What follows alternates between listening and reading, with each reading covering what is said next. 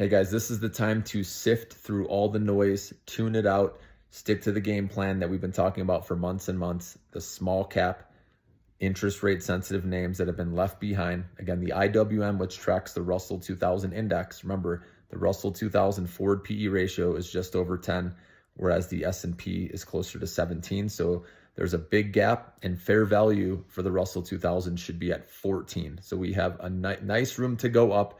So I'm not going to stop telling you guys about that, because these small cap stocks, even if they're choppy and you may not knowing they're slowly grinding higher, I expect IWM to go up.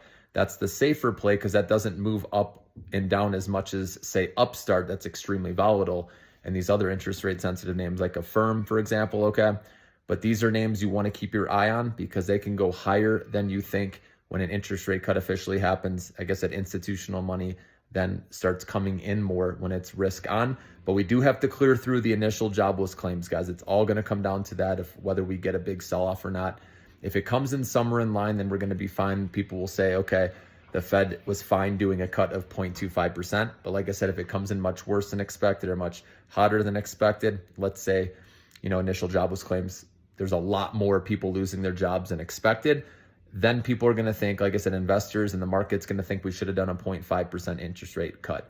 And so the stocks will sell off, okay? Everything probably. So as long as that report comes in somewhere in line, that's going to be good for the market and investors thinking, okay, the Powell's right on track with 0.25%, okay? And then that's what can continue this rally higher. So there's many scenarios that can play out, but I'm still focusing on interest rate sensitive names.